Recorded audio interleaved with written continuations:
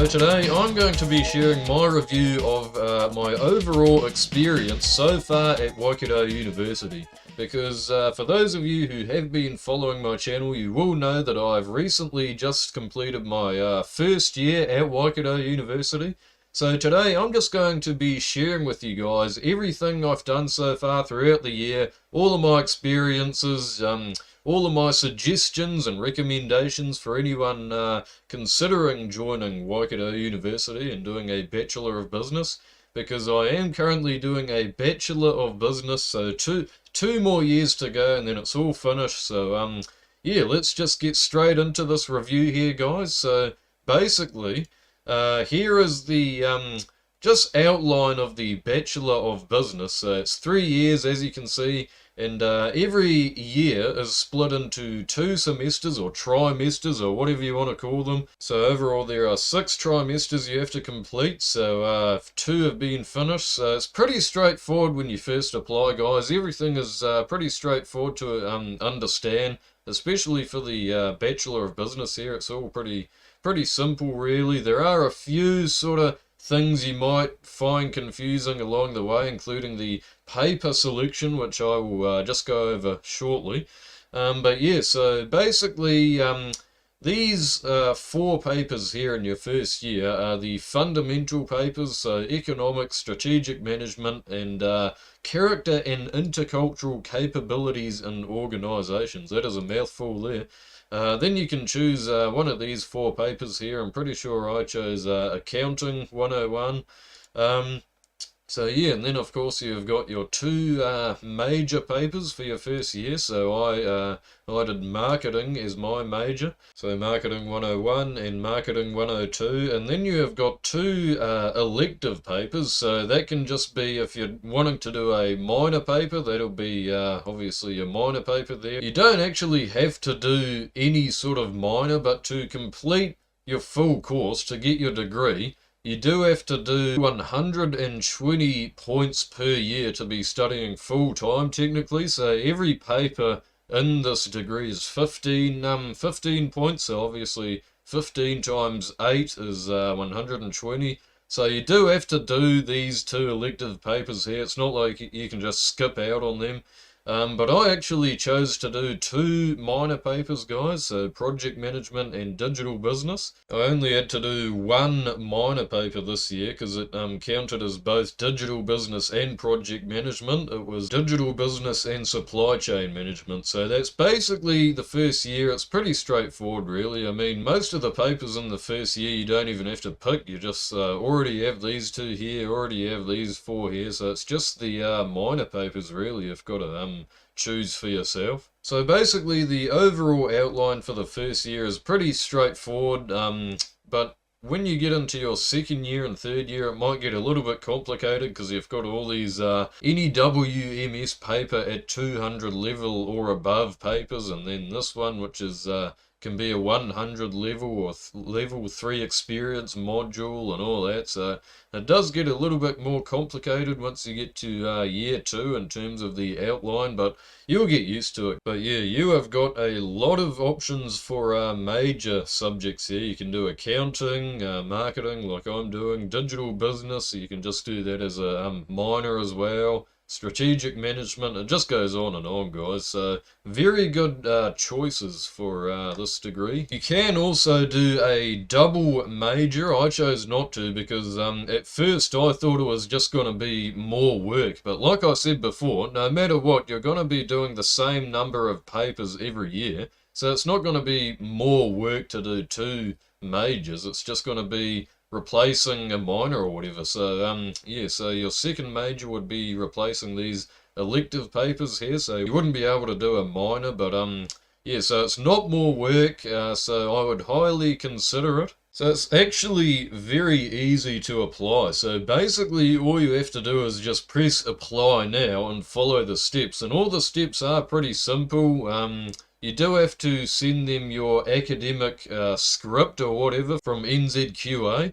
The one thing that I found challenging about this whole sort of application process is the paper selection. It was just a complete nightmare. I'm sure for those of you watching who have done this process here, you will agree with me that it was just a nightmare to select the papers. I actually had to go into Waikato University just to physically, like, get them to do it for me, because I just did not follow any of this at all. So this is the one complaint I have about this whole process here. I just don't understand why they don't sort of make it easier, sort of update the process a bit. It's just way more complicated than it needs to be. Like, they just really need to update this whole system here, this My Waikato system. But other than that, I don't really have any complaints at all to do with the application process. So you guys will find it very easy. But just to head into the next topic of this review is the papers. So every single paper will be a little bit different. So for those of you who just don't know what papers are, they're basically just the small components of the degree. So like I said before, you do 8 every year, and it's basically just the way they assess you. So it's got all the assessments in the papers and the exams and all that. But basically here, this is one of the papers I did here, Finan 101 24A, Introduction to Finance, and my lecturer was Martin Bai, very good guy I must say. Then you've got your lectures, so some papers will have 2 lectures, some will have 1, some may even have 3 per week, but yeah, so this one only had 1, so this was actually a pretty easy paper really. And then you've got your tutorials, so most papers do have tutorials, so you get the smaller sort of groups where you can actually ask questions to the tutor, rather than the big sort of lecture theatres where you can't even sort of ask questions. So the lectures are basically just introducing you to the topic of the week, and then the tutorials are basically just making sure that you've got all the information, and you know, as I said before, you can ask questions, and just reiterating all of the information so that everyone's sort of got it. There might be a few activities in there too, and as you can see here, they cram a lot of information into every paper, guys, so it can get a little bit much at times, I will admit. Like, they've got a week 1 in finance in business, and then week 2 the financial system, financial markets, the Reserve Bank, time value of money, blah blah blah. So it's a lot of information just to cram into 1 week, like the entire financial system. And when you're doing 4 papers at once, it can definitely get a little bit much. That's all I'll say. But if you're onto it, if you manage your time properly, it'll be fine. Just don't worry. In the middle of the semester, you do get a teaching recess, 2 weeks off, so that is pretty good. You're barely even there. Can I just say quickly, you're barely even at the university that much every year. I'd say it's only really 6 months per year that you're actually studying, because you've got the whole like study week and like I'm pretty sure it's 6 weeks in the middle of the year, like when you're switching semesters, and then you get 2 or 4 weeks in total of teaching recess, and then you get basically all of October to February off. So it's really only 6 months that you're there for, so it is pretty cruisy. I guess that's kind of when you'll get a summer job over the October to February break. And can I just say, most papers are either in A or B semester, but you will get some that are in, they call it G trimester, which is October to December. I'm pretty sure I've got one of those papers next year, which is just fully online. So I guess that's why they call them trimesters instead of semesters, as most universities do, because there is technically 3 trimesters, but I didn't even do anything in G trimester this year, so I've basically just got all of October to February off, so pretty cruisy really. But while I'm on the topic of online papers, sorry I'm doing a bit of a tangent here, but it does get pretty annoying that they've got all these online papers here, and this is the paper I was just talking about for project management. So this is next year I'll be doing this, but yeah, G trimester, so 25G online.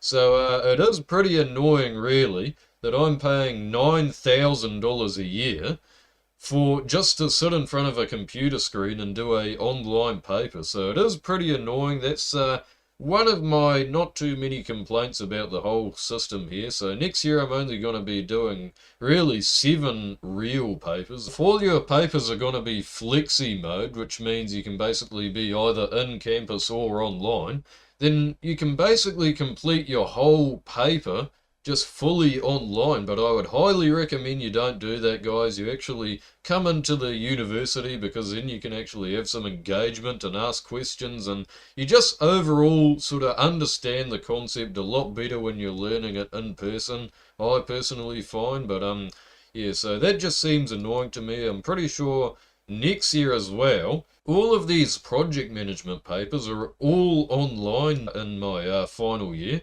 So it's just annoying to me. I don't know. The first year one, digital business and supply chain management, was in person. But yeah, just going back to the finance paper here, all of these lectures, and basically for all of my papers, all of the lectures are posted onto Moodle digitally, guys. So if you do miss the lecture, you can just watch the recording online, which is very good, guys. I'm a big fan of that, so a thumbs up for that. In some of the papers, though, you do have to physically attend the tutorials if you choose the in-person option. Some of the papers do offer online tutorials, but for the ones that don't, sometimes you will actually be expected to go to the tutorials no matter what, because they do actually give you points for attending the tutorial, so it will actually end up being a percentage of the grade just to go to the tutorial. I'm not too sure. I don't think this paper had that. Yeah, so this one didn't have it. It was basically just you had one group assignment, which was 25% of the grade, and then 2 tests, and then 4 quizzes. So this was a pretty straightforward paper here. Both of these tests were just like fully online on Moodle, and they were all multiple choice questions. So this was a very easy paper, probably the most easy paper I've actually done this year. But if I go to marketing here, just to show you guys, 7% of the grade is just for going to tutorials. So you don't have to go to the lectures because they just post them online, but you do have to go to the tutorials. So it's a bit of a weird way they do it. All papers are different. Some papers you might have to go to the lectures, some they just don't care. But yeah, every paper just has a very different way of assessing students. Some papers you will find there is a lot of group work sort of going on. One of my papers, I think it was that intercultural perspectives or whatever it was called, just the whole thing was all group work. I think there was like 4 quizzes, like individual quizzes, which made up about 20% of the grade, but the rest was all just tutorial work and group work. So yeah, like I said, every paper is just very different, you will find. I'd say the most challenging paper I did this year was Econs 101. This paper was just truly something else. As you can see, every single week was just a completely different thing. Like week 2 we had game theory, week 4 firms with market power, elasticity, pricing and business strategy, supply and demand. Like every week was just a topic that probably really should be covered over like 4 weeks or something. Like it was just a lot of information.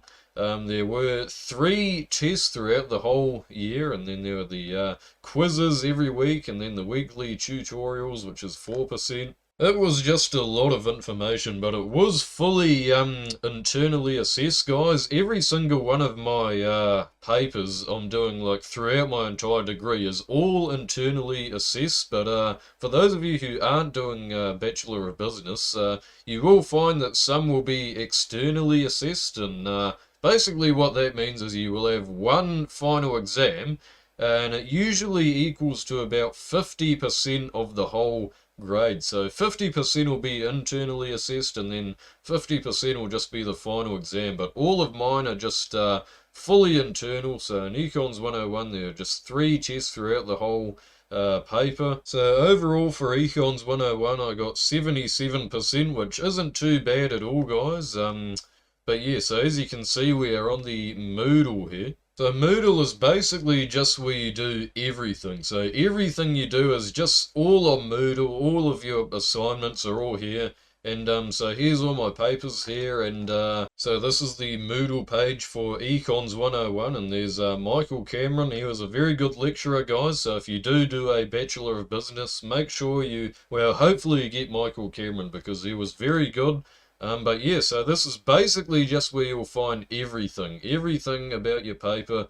Now, I can't show too much of the actual material because that'll be copyright, but yeah, so this is basically just where you would find everything for every week throughout the trimester. You can find your Panopto recordings right here, so this is where they record all of the lecturers, which I have found very useful. Not only for just like when you're sick or you can't attend the lecture for whatever reason, but if you just want to go back and just take notes of if you're preparing for a test or whatever, it's just really useful that these are all here. They're very technologically advanced at Waikato University, I must say. I also find this assessment map here very useful. Oh, let me just minimize that a bit for you. But yeah, so this assessment map basically just showcases all of your assessments you've got coming up here. And it's just a really good way to visualize all of your assessments. So the bigger circles are the more important assessments, I could say.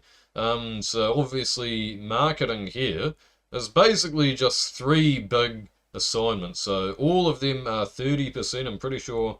Actually, the individual assignment was 33%, so just 3 big assessments, whereas if I go to management here, it's just heaps of small sort of quizzes. Like they've got these 4 quizzes here and then these statement defense sort of assessments here. So I just found it really useful just to sort of know what I should be focusing on. So overall I just found Moodle very useful, and they are also very good at communication, the lecturers and tutors and all that. Every sort of Moodle page you can communicate with your lecturer if you have any questions or anything. So yeah, that's basically everything I had to cover about the Bachelor of Business scholarly wise. Just honestly make sure you stay on top of everything. Don't overthink it. Just focus on one assessment at a time. I know it can be very overwhelming with all 4 papers going on at the same time, but just focus on one assessment at a time, get it all done and you'll be fine. So